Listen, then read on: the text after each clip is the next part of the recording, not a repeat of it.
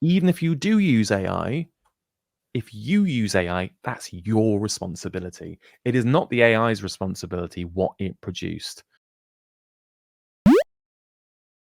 Transverse, diverse, universe, metaverse, versatile. Odd way to start, I know. But for most, there doesn't seem to be a solidified answer to what the metaverse actually is. Ask most people, and they will say that the metaverse is a mere extension of what Facebook is developing. A misconception that it's Facebook on steroids. This could not be further from the truth. And in this episode, we'll uncover the true potential of the metaverse within the construction sector and how it holds the promise of reshaping the industry in profound and exciting ways. But before we do that, we need to take a step back and look at the broader picture here in terms of construction and digital transformation. Where do we start with this kind of change? A change that can present a plethora of opportunities for innovation, collaboration, and positive transformations within construction. I suppose we better start by meeting the chap that will help us through answering this question and more. Our guest today is Henry Fenby-Taylor, who founded his company Athenophilia, the love of wisdom, in 2019 after a diverse professional career of 19 years writing books, delivering digital twins, information management, innovation, research, and providing science communication. As the former head of information management for the Centre of Digital Built Britain, he brings with him a breadth of experience from research to implementation that includes everything from getting his hands dirty on projects to leading programs of work for clients. Henry has also worked as a digital consultant working on diverse projects in sectors from nuclear to water. Henry is a firm believer in the power of entrepreneurialism in innovation to solve many of the problems facing the built environment today. Innovation that can help deliver greater sustainability and profit. Henry, welcome to the podcast. And is there anything that I've missed off that intro? Thank you, Peter. It's strange to be talked about at such a length in front of myself. So I think you've covered everything that is my professional background. So yeah, no, that's good. That'll do it. Well done. Okay. Athenophilia, you nailed it. Yes, fantastic. I didn't nail entrepreneurialism though. No, That's one thing I'll have to. Did all right. Okay. I'll take that. I'll take that. And yeah, hopefully, holding a mirror up to your career to yourself has put you in a really uncomfortable position, and you feel very uncomfortable to carry on this conversation. That's what absolutely. I try and do with all my guests, make them feel Yeah, uncomfortable. I'm totally wrong-footed. Let's go. Fantastic. Right. Let's do this. So, according to Forbes, 70% of companies are developing transformational strategies, but less than 7% have a successful implementation rate. That's unreal. Um, Mm. some of the more common challenges were seen to be unclear definition of what digital actually means, an undefined view of what the transformation should accomplish, poor integration of digital tools with current business processes. And these are huge challenges. Without covering what can even go wrong in implementing and onboarding new technology. So let's start with if an organization is going to, let's call it, go for digital transformation or get it right, where do they need to start? Well, they can start in two places. Really, well, that's where most organizations start. I'm not going to say where they should start without looking at the specific company in question, because Of course. these are a bit different approaches. But I think they should probably start in both a top down and a bottom up approach. So for that means, for me, that means top down means there is an empowered um, senior leadership board bought in idea that is being it's going to be funded, it's going to be resourced, it's going to be tested, monitored, and it's part of everybody's organizational responsibility. It's something that is big to the company. It's not palmed off on one individual. This is about the organization as a whole, right? We're going to change the organization. Okay. And that needs to be led by the organization and its objectives. So what those things that the board are trying to achieve. Are they trying to be more profitable? Are they trying to be more sustainable?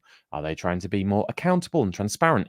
Are they trying to improve the relationships with their clients and their products and services?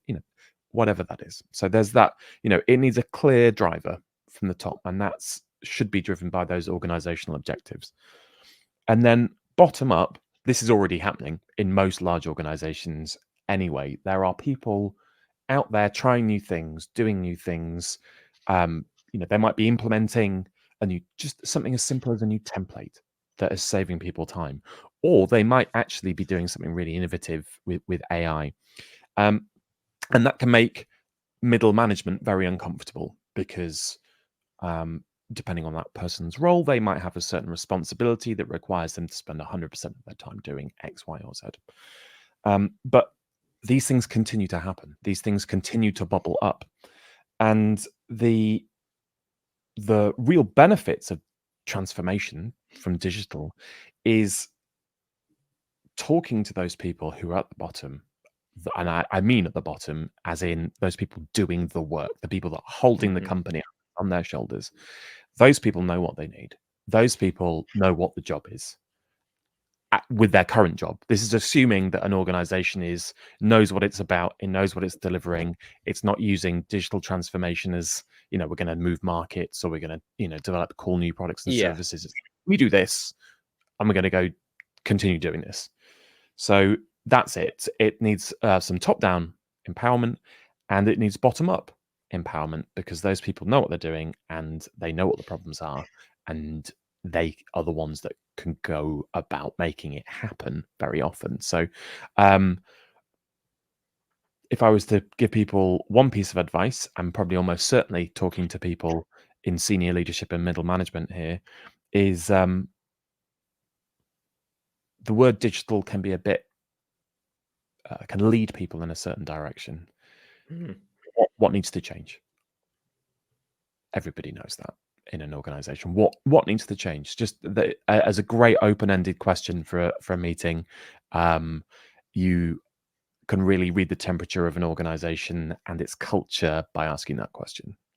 So that is where I would start, but it begins with top-down empowerment and bottom-up enabling. Yeah, that's really cool and makes perfect sense. Do you find that if you're advising or talking or asking that difficult question in terms of what needs to change, that you have to use different language depending on whether you're looking at it top down or bottom up? Yeah, absolutely. I think Yeah. there is a common issue that everybody's under slightly different incentives and they talk about the same thing differently. So this could be, this is a matrix issue in the sense of, from the board down, across sector, across the organization, across department, across project, across client. You can end up with all of these different words. So for me, for that very reason, clarity and simplicity is number one. But even when you're using simple words like digital, that can sometimes be too simple, too simple in the sense of we're going to do digital and everyone has an idea in their head what that means, but they're probably not the same, especially if you said that across the whole business. You sent out a big email going, we're all going to go digital. I think you would see some very different reactions from across those things. So simple, but specific. So in terms of we are going to making decisions easier. We are going to make our processes simpler and enable our teams. We are going to monitor our carbon. Simple, yes. Specific, absolutely. I think that is the way you have to communicate when you're at this level, because you're talking to so many people. And I've got to be honest, the temptation from a lot of consultants seems to be to manage upwards. So they speak in the language of the board or their projects only, and they get the work over the line, and you know the PowerPoint looks good and all those sorts of things, but then it doesn't get adopted because nobody ever spoke to the people whose job it is, and that for me is a crime, frankly. Yeah, Yeah. absolutely. Yeah, it's weird that you spoke about it in those two different ways. I cannot remember. I wish I had it, but I didn't think we'd go down this route. But it was about 6 months ago, and there was this AGM or meeting or whatever, and I think it was in the roofing industry. So it was, you know, small businesses, small roofing contractors and small roofing businesses, and they did a little survey at that event, and one of the questions was, has digital transformation improved your business over the past 12 months? And the big headline was something along the lines of 80% of our members said that digital transformation has improved their business. So I thought, this can't be it. There's no way, not in that industry, and that's not being flippant or disparaging. It just, you know, these things take time, and in that part of the construction industry, you know, I just don't think that they're there yet. So I read into it, and and the thing that struck me was, I think there was about 80 people went to this event, and the survey consisted of about 12 people. So it's like 80% of those 12 people. And if you think about what you've asked them, you know, if I said to you, in your social normal life, has the digital technology that you use change your life? Well, the chances are you're probably going to say yeah, because that is Yeah. so expansive and can mean so many different things. So I just, you know, on your point, you need to know and understand the people you're talking to and what those changes actually mean. Mm, yeah, absolutely. Um, well, maybe digital transformation has blown the roof off their industry, but I don't know why you're Moving on. asking that. Okay, yeah, quickly, let's move on. So we've just had Christmas, and that will make sense in a minute, because another McKinsey survey. Hang on, I might have got that wrong. Did I say no? I said Forbes last time. Okay, I'll start that again. So looking at something else, but this time from McKinsey, it said that just 16 respondents to a survey they did said their organization's digital transformation has delivered sustainable performance improvements. And if we think that very few organizations actually implement them successfully, then this doesn't really paint a pretty picture. Just doing a quick online search brings up list upon list upon list of the top X construction software and tools. And you combine this with the fragmented nature of the construction industry, and the fact that we can be kind of slow to uptake some of this technology. And that is quite expansive: sensor scanners, cameras, phones, stable internet access on site, for example. How do we get our digital selection toolbox right? That's the link to Christmas for those that were listening about 15 minutes ago when I did start talking. Oh dear, I'm still with you. I'm with you all the way, Peter. Brilliant. We got this. There is two major problems here. Okay. One is that organizations tend to be quite faddy in their digital choices. It's what's hot, it's what's cool, it's what people are talking about. And they end up focusing on, we need X technology, we need Y. Everybody is doing Z, which is super, you know, on the surface, that's good. On the surface, that is good for a transformation consultant, a digital consultant, for the BIM team, for all of these people. But actually, it's extremely damaging, because somebody will then fulfill that need.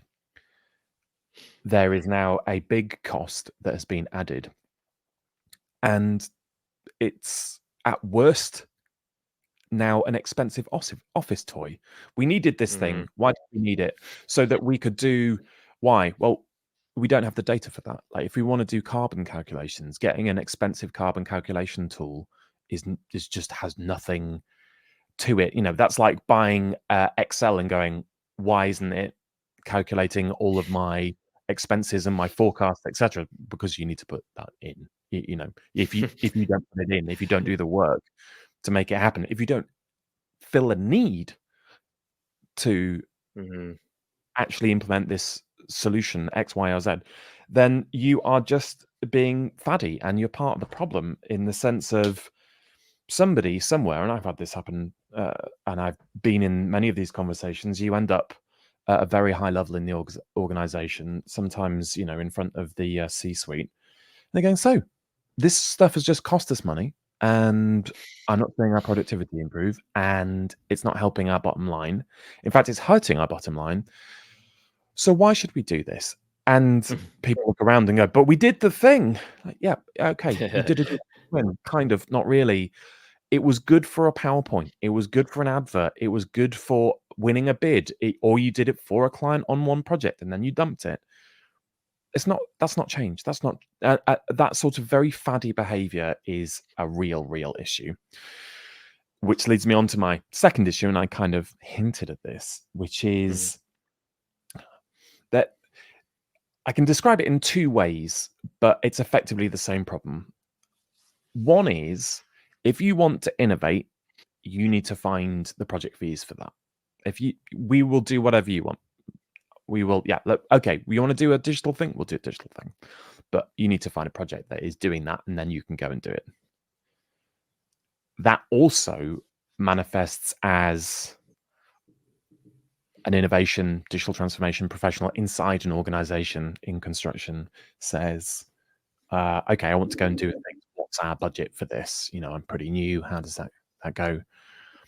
And the polite version of this is, our budget for innovation is your salary. So go out there, sell yourself, sell us, and if you win any work, you can go and do that thing.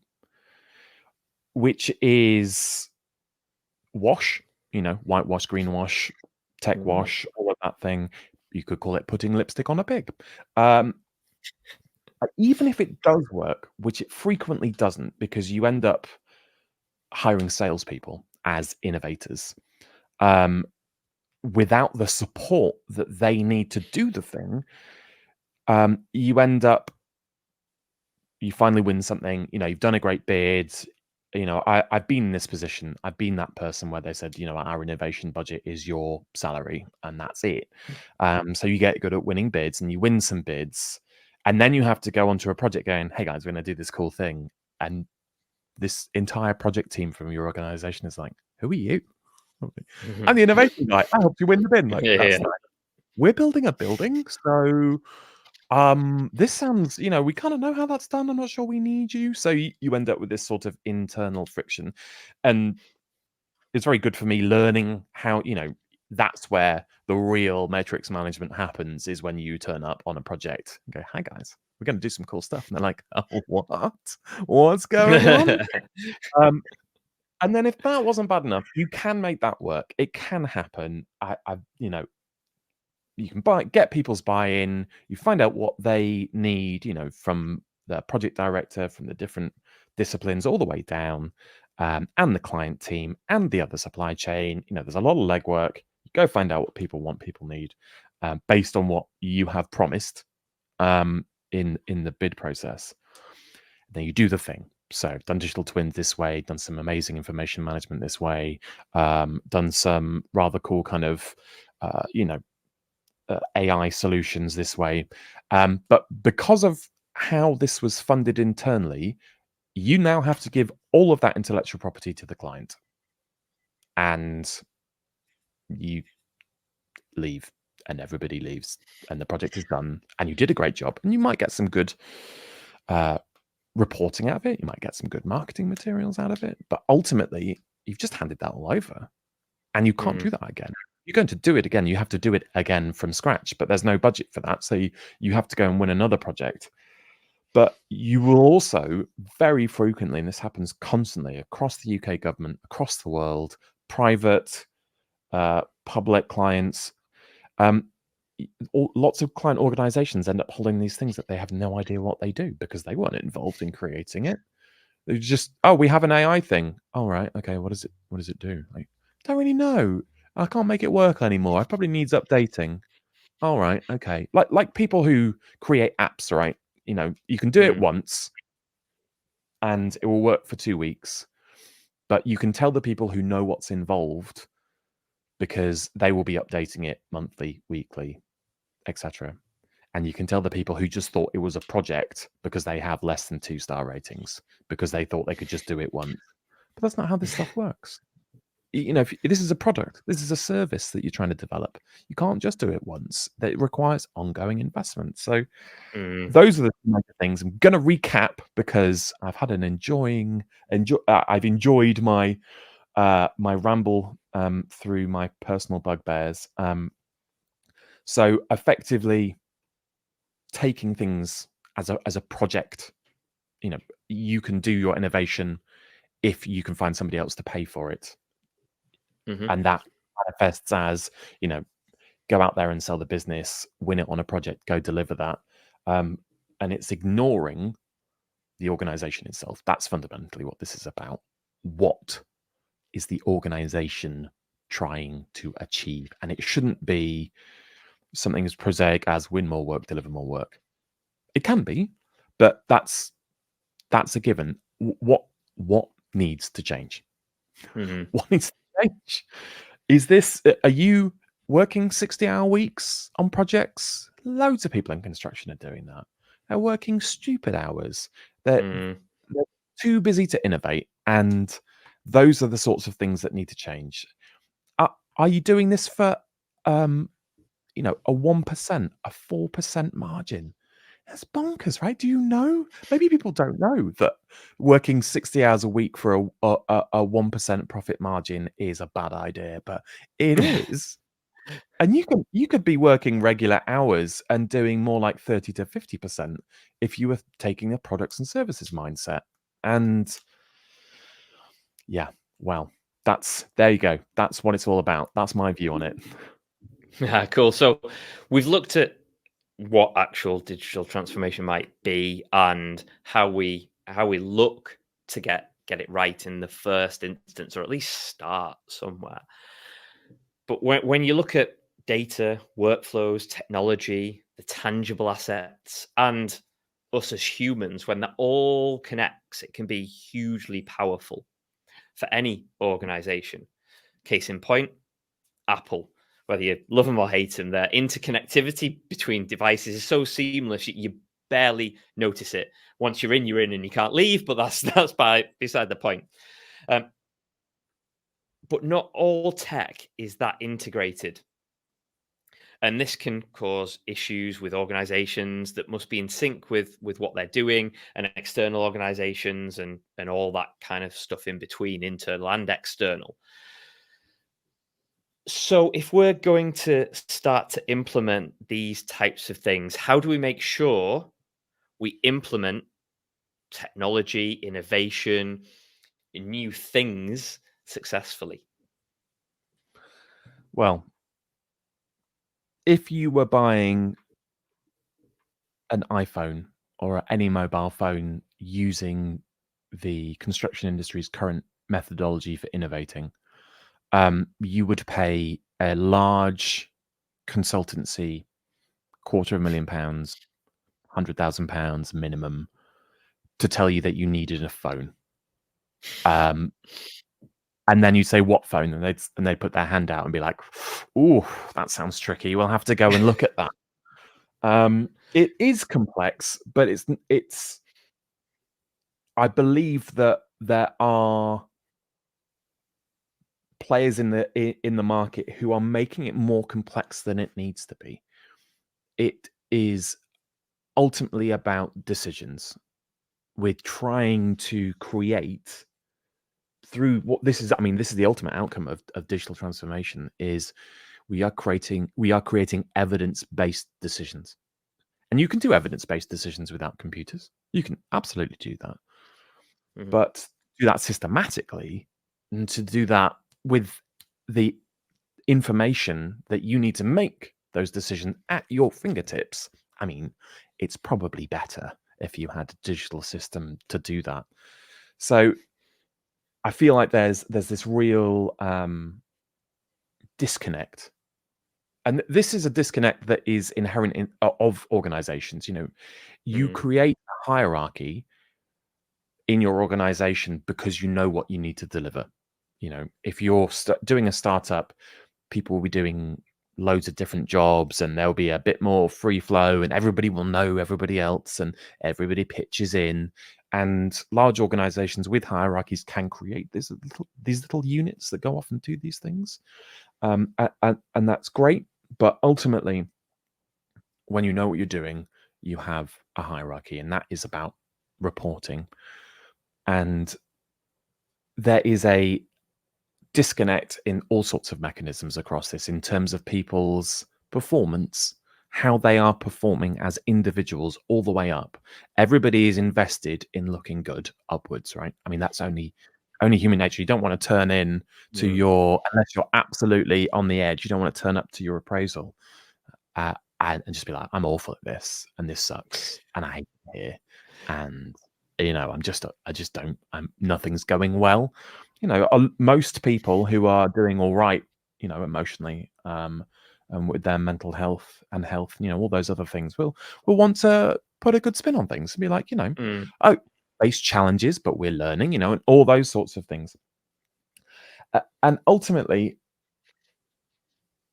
nobody really knows what's happening in these organizations. There was I remember some great advice I had from a senior business person who buys and sells organizations. Go and speak to the person on the shop floor. And it wasn't always shop floors. It didn't buy just factories, it bought all sorts of businesses. Go and speak to the people on the shop floor. They know exactly what's happening. If you ask for an official report or you pay a consultant for a report, you will not find the truth. They won't ask those people. They won't speak to them. They will speak to the managers. They will speak to the people that are paying them. And those people that are paying them will speak to those people who they have a vested interest, for whatever reason, of looking good to. And I'm not decrying this as some sort of horrendous conspiracy. It's just what is the purpose of your transformation? Why are we changing? How are we going to change? What is the purpose of that? Because the stated purpose, again, this is about that simple but clear communication. The stated purpose might be one thing, but you have to look at it from other people's perspectives. I've been there. If you're given an exciting new project as an up and coming person inside that organization, then your objective is going to make that thing look good, show people in the organization that you are good, show that you are good, and that you know what you're doing.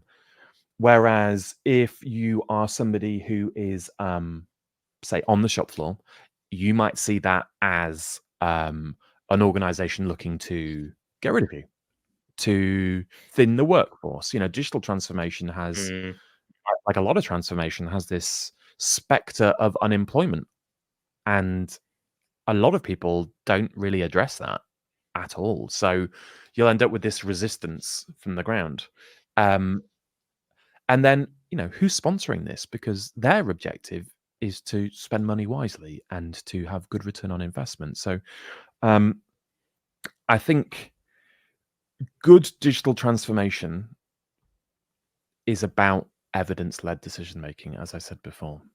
What is it that you are doing? What needs to change is a great question. I love tossing that grenade into meetings. But what is the evidence that you need to do things? Manufacturing is often put forward as a great example of very rationalized decision making. You can see a factory line. You can see exactly when the materials come in, they're processed, they're placed, it's put on a line, they're put in a system, and then they are put together, and then the thing is ready at the end of the line. You can physically see all of that stuff. the kind of the evidence led, they already have a strong basis. They can see that there's evidence, there's stuff being done. Whereas when we're talking about the construction industry, very often these things aren't visible. Even when they're on site, they're not visible, or nobody actually knows when they're on site. There isn't this systematic approach. So to be able to even understand what your business is doing, you don't, basically, unless you're already managing with data and you understand exactly what's being produced, by when, was it over the deadline, who did it go to, was it shared in the right way.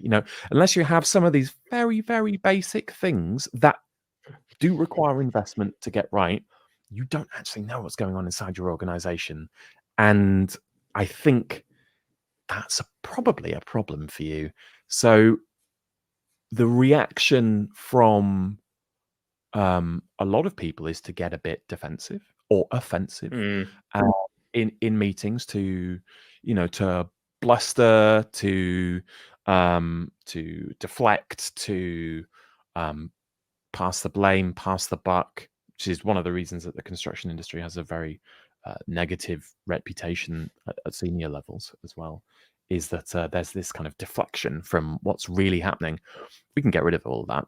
Let's understand what's really happening, and then let's make some evidence-led decisions based on what's really happening. If we just did that as a sector, if we just did that, that would change everything.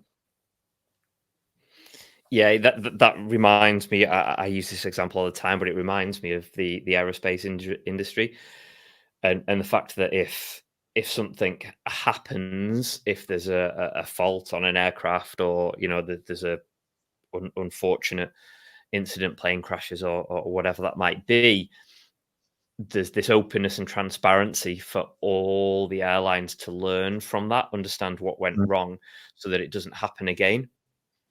And I always use that as an example because if you think about the competitive nature in that industry, in that type of industry, where you lose a slot at an airport and it can be it can be millions upon millions, to have that openness and transparency, because it's the end user that they have in mind and they've got a duty of care for.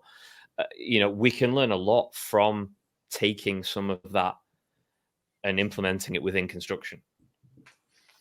Yeah, definitely. I think there's some really interesting parallels. Government are heavily involved in both. Governments, as in they are investors, they are regulators. They, Boeing, Airbus in commercial airlines, they are the two big players, and they are both very interlinked with government. And so is construction. A lot of money for construction comes from governments. And so you often find these organizations very linked in with government. So they are often leading the regulation, but they are also at the front of it, because when you have a client like governments, they are expecting good things from you. So yeah, I think it's a really good analogy, and I do feel like I really I was about to really strongly assert that Grenfell is and will be that change. It can be and it could be, and there is all the makings of the Building Safety Act effectively implementing this sort of black box approach to construction projects.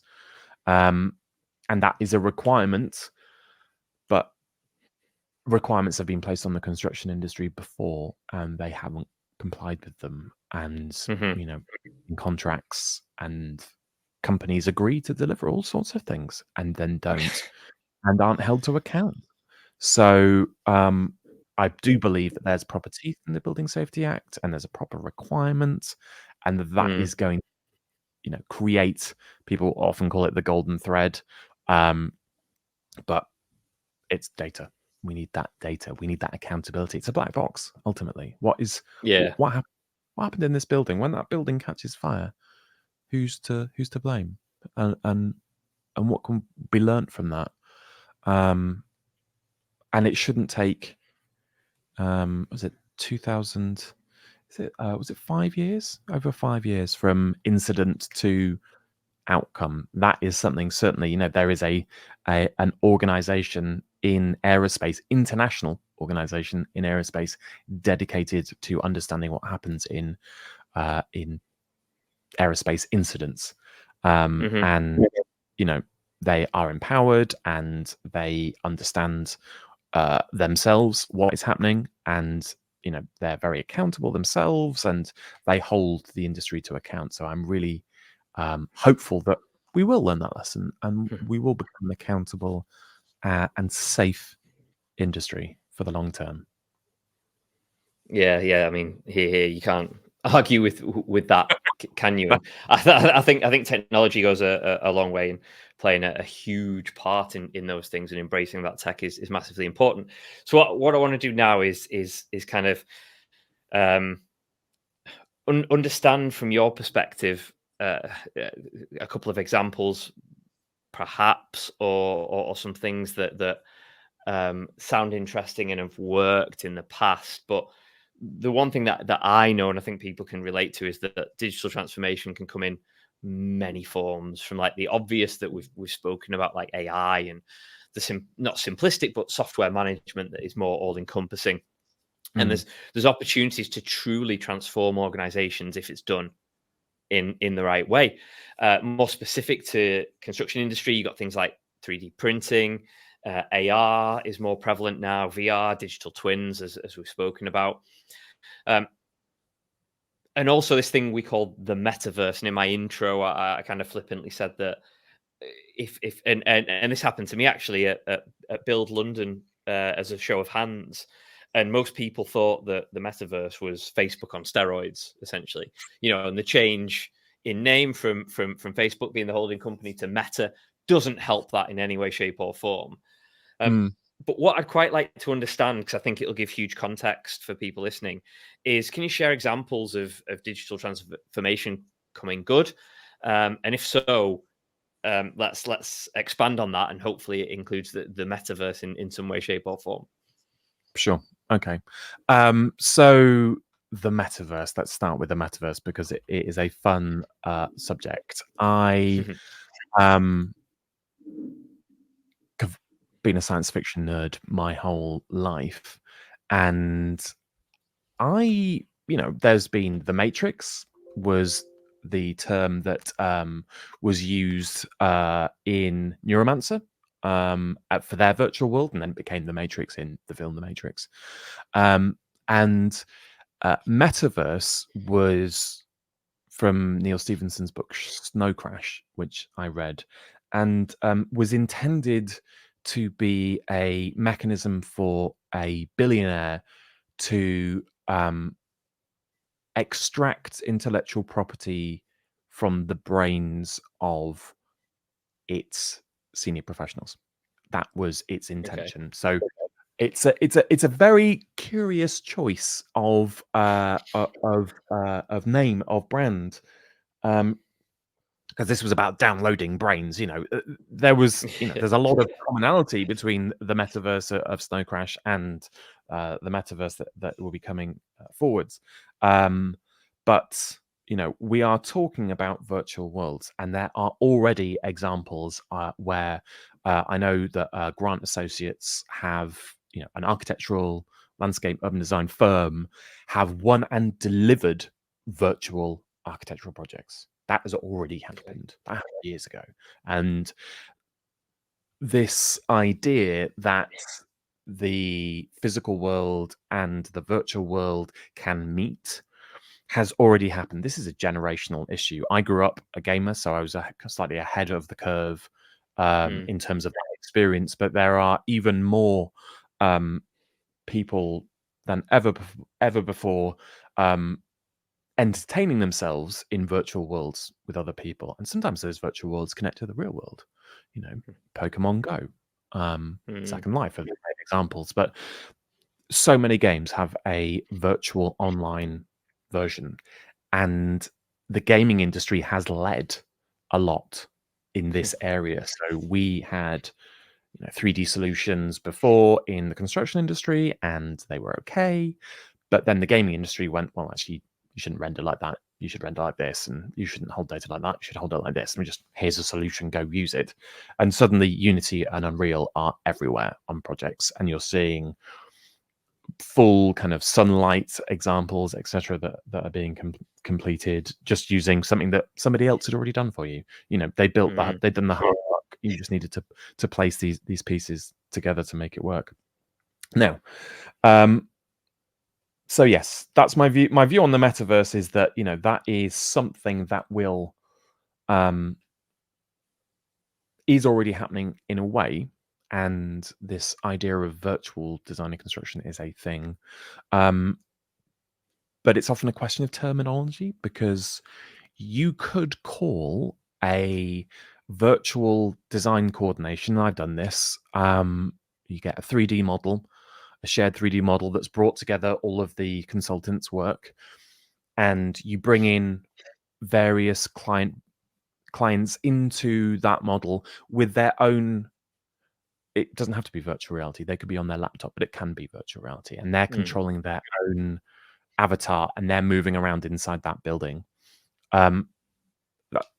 That's kind of metaverse, right? That kind of counts. It's a physical virtual. It's bringing people together. So in some ways, it's already here. It's just not evenly distributed. So there is definitely those sorts of metaversey things happening.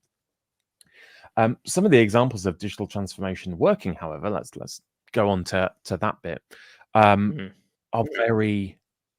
It's very data led, and it's very job led. So the water companies in the UK have always had a requirement to manage and monitor their sewage outflow. There's been big fallout, kickback problems, issues with sewage being spilled into potable water areas.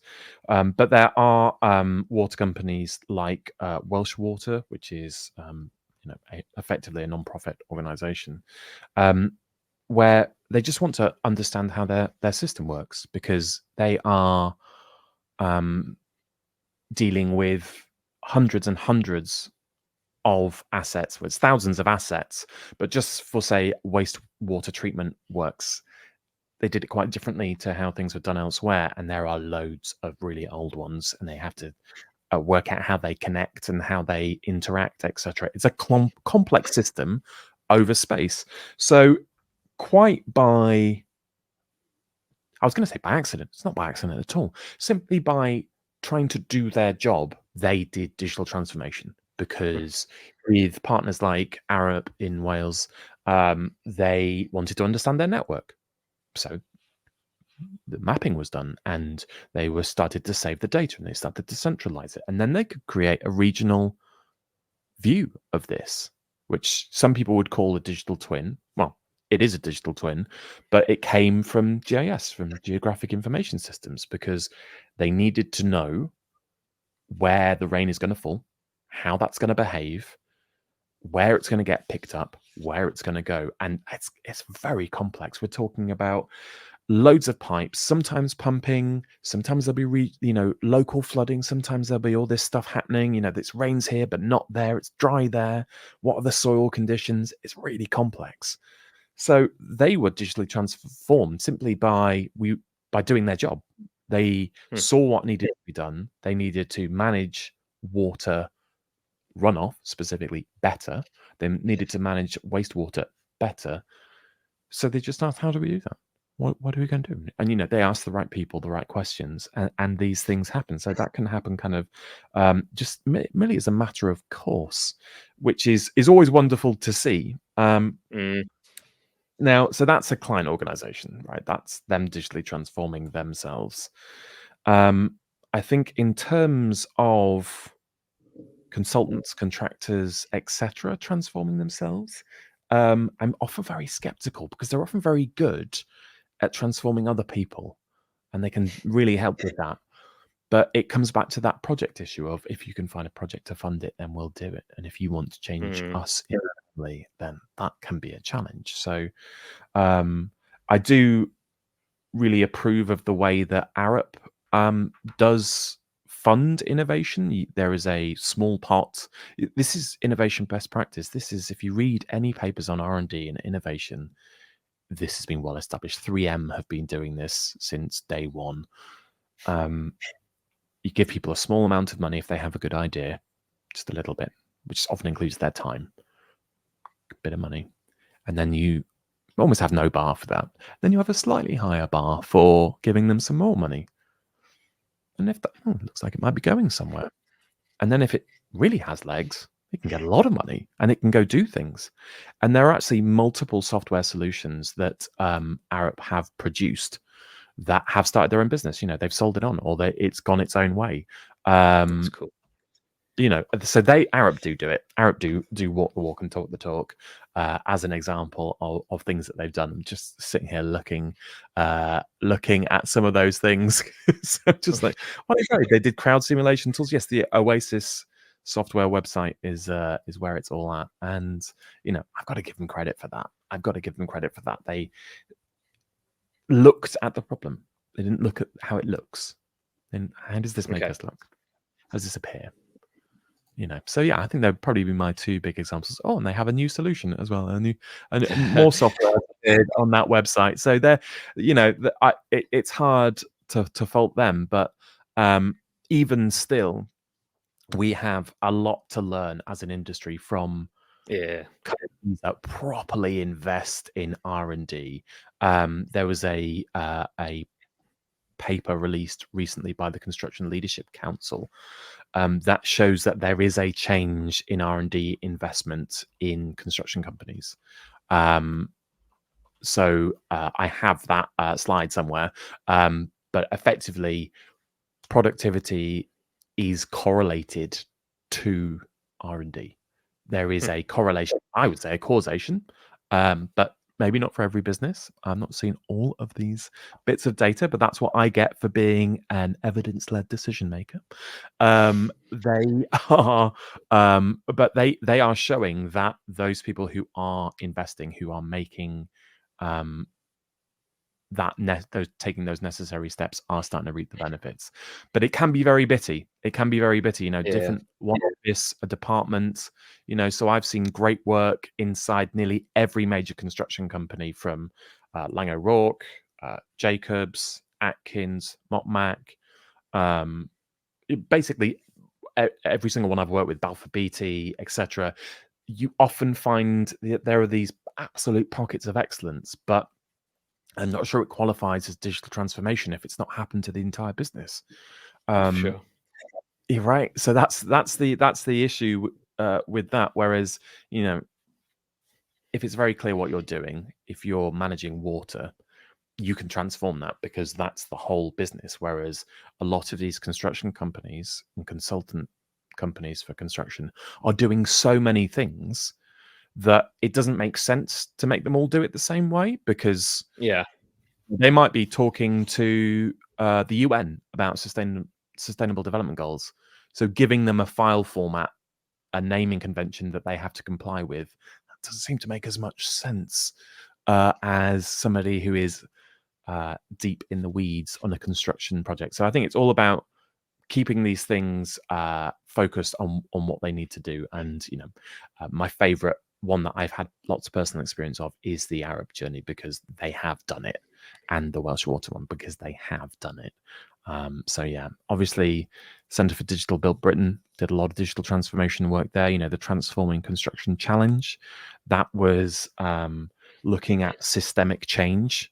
So the Land Securities, who were building a building in London, took on Bryden Wood, and Cambridge, I was working for, took a large role in that. So that was, it's quite a project-led example, because they are trying out different things and they are experimenting with the model. But ultimately, the Centre for Digital Built Britain, with Landsec, with Bryden Wood on the Forge, did show that there is a better way of just transforming the whole process, because it's about the project, right? A lot of the construction sector is about doing a project, but you can change the way that you deliver those products. You can digitally transform that whole project if you bring the right people on board and if you take the right mindset and if you measure. So those are some good examples as well. I wanted to bring the Bride and Wood, the Forge, Landsec, CDBB one up because it's a good example as well of sometimes these things are project led and it might not be the same on the next one, but the evidence is there. Thank you for that. Like really, really good examples. Some I hadn't heard of before. So it's always the same in construction. You never heard of them until you have, and then they end up being everywhere. You notice it absolutely everywhere. I'm not sure if we should end on this particular topic, but we're going for it because it's really interesting because it probably brings in a whole host of different considerations, and it's never as simplistic as black and white, really. But I think through our discussions, we've realised, or listening to what you've been saying, that digital transformation isn't just as simple as purchasing software and implementing it. There's many caveats to that. Alongside this, there's many things in life. It requires a set of guidelines and policies or procedures to be in place, so the whole thing doesn't end up like Twitter. X. An implosion that will be both dangerous and costly for a company. Yeah. Let's just go back to Twitter being Twitter. But sometimes rules and regs can just go too far and stifle innovation and digital implementation. So what are your thoughts here? Do we have enough rules and regs? Is there not enough? Has the horse already bolted? Especially with like the insurgence of AI, and that's all I keep hearing is that we need more regulation on AI. We need to. So, what's your thoughts on rules and regs, and have we gone too far or not? Well, good question. Thank you.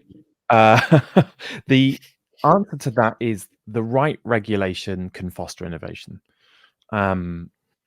The roads are regulated in the UK, and the way that they are used is regulated so that people aren't driving their cars on the pavement or the sidewalk, and they aren't jumping red lights. And when you get in a car, the clutch, if you're driving a manual stick shift, if you're driving one of those, regardless, the clutch is on the left, and even for the automatics, the brake is on the left of that, and then the accelerator is on the right. The indicator indicates. There are standardized things about how cars work that have been regulated. Seatbelts, etc. So not every country does it, not every area does it, but you can see by driving that even though these people might be upsetting you, that things can occur in an orderly way, which saves lives, which makes it easier to get where you're going, which makes it clear when you've broken the rules, and it makes it clear when you're abiding by the rules. It's not arbitrary. It's a great example because this question of AI regulation keeps coming up, and Europe seems keen to legislate on this, as they are effectively being arbiters in the way that they regulated Apple to ensure that they had USB-C connections on their phones, which I thought was a good idea myself. Doesn't always work out like that for Europe, though. Doesn't always mean that they actually can be the protector and they can help the consumer and help people, etc. The thing with AI is it is a geopolitical issue in the sense that who is going to win? Which country is going to win? Who's going to make the most money? Who's going to get to decide? That is a geopolitical issue. So that puts countries like the United States of America, China, the United Kingdom as well, in a position where you might say certain things if you're a politician in opposition about, oh no, we must do this for the public good, and we must do this for, you can say all of these principled things, but then when you get into power and you can see that this is going to hurt our economy, and this is an opportunity for our economy to win. But if we just try and legislate it away, somebody else will do it. China will do it. The US will do it. And that is the issue. It's the same sort of issue that affects banking and international businesses. AI is international. Countries are often very reluctant to increase the tax on these businesses because then they'll leave, and they do leave. And so it is, in terms of who will regulate, I think that is an important question. Who will regulate? It is going to be between the big powers and those allied with them, and the big multinationals who want to use it because they are the ones who can choose to pay tax in a certain country or not. And they can choose to employ certain people in a certain country or not. And that has a real impact on the bottom line of countries. That will affect their actual ability to provide services to people. So you might want to legislate AI, but there is, I think, an acknowledgement that if you go too far, too soon, too hard, you will find yourself a loser in that game. Now, so there's that. I think that's a real, that's a real geopolitical issue. But we could go too far, and we could go not far enough. I don't want to see AI helping people kill people, go on killing sprees. I'm going to go on a killing spree.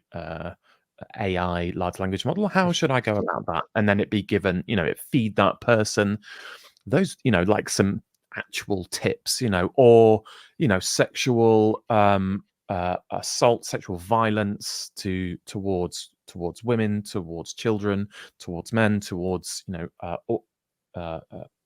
transgender people, towards there are people who will use AI for already illegal things and already bad things, and safeguards should be put in place for those existing rules, because you are empowering people with these tools to do things better than ever before. So I think the implementation of AI solutions, so large language models is the big one right now. It's come up because it feels like the Turing test of, do you feel like you're speaking to a human being, has been passed for a lot of people. In Uncanny Valley, there's this kind of interface now. You just talk to a thing and it tells you stuff, and it seems to know what it's talking about. But ultimately, the thing that is going to exist, that already exists, that is going to challenge people is, for example, in the US, where some lawyers submitted, effectively, they copy pasted. They asked ChatGPT, what should we say in this case? They copy pasted that answer and submitted it, and they're going to be disbarred, because ultimately, even if you do use AI, if you use AI, that's your responsibility. It is not the AI's responsibility what it produced. I think there's real issues around what is feeding your AI. Are you using other people's intellectual property to feed that? Because that seems to be, for large language models, for the AI art creators, they are averagers. They're just better, faster at averaging what has already been produced on the internet. And that can be a real issue. And I love using AI art generators. I love using Chat GPT. But ultimately, if it is utilizing as part of a product and or a service other people's intellectual property, that is illegal already. But there is a real grey area, because governments need to upskill at checking this. I don't think the US or the UK government would even know where to start in terms of checking, solutions like Midjourney, which I personally use for AI art. What's your source material? Do you have the rights to every single one of those images that you've used? Chat GPT, do you have the rights do you have the rights to that data? Because that's what it's about. It's about having access to that data. And I feel like those laws already exist for using other people's intellectual property, but it's in this Mm. kind of shiny new Porsche package, so people don't really know what to do with it. But I feel like there's loads of legislation that exists. I think we probably will need some more, but it can guide and support. It doesn't need to block and stop unless you're a really bad person, in which case it absolutely should. Yeah, I think that's a really good way to end it, and a really good tip for life, basically. You know, do the right thing, and to come back to not reality, but to come back to something that previously happened, which was GDPR in marketing mainly, and Mm. making sure that people could opt in or opt out of what you were sending them, and it wasn't unsolicited and all that kind of stuff. And I think it was massively blown out of all proportion. Like, you send someone an email that you shouldn't do, you're gonna die, and it was never that. And there was loads of loopholes in it, and I think they have got tighter with it. But all of that law and legislation, it can, in one short, sharp sentence, it's just don't be a dickhead. It's almost as simple as that. And if you have that rule, then Yeah. you know, and as stupid and as flippant as that sounds, it's like you give any scenario, and it's like, is this person actually like a dickhead? Yes or no? And if it's yes, yeah, they're probably done wrong. If it's Yeah. no, they're probably all right in what they're doing. Fine. Leave them alone. Carry on. Yeah. Yeah. so, Absolutely. so so I Right. think in next time you're consulting with an organization, I want you to carry on asking that awkward question of what's the point in this, and what's the issues we're trying to Mm, resolve, and mm. also, are you being a dickhead doing this? I think Okay. that will really, really, really heighten what you can offer organizations. I can just imagine I'm going to be like suited and booted. I'm in there in front of the C-suite, and I just use the clicker on the next slide, and it just has, black and white on black background text. Are you being a dickhead? I'll try and deliver it really seriously. I'll do it for you, Peter. I'll do it for you. I'll try it. Thanks, yeah, I'd really appreciate. Yeah, you get really techie and digital, and all these screen grabs and everything like that, and then just end with that. That would Lots of be flow diagrams. Yeah, yeah. Really technical, technical yeah, stacks, system integration, and then it's just finish on that. Absolutely. yeah. Advice. That's that's my law of the world, and that's my advice for anyone. Yeah, right. Anyway, let's finish it there. I think, Henry, thank you so much for your time. It's been an absolute pleasure talking to you today. I really do appreciate it. Me too. I've had a great time. Thanks so much for the chat here. I've really enjoyed it. You take care.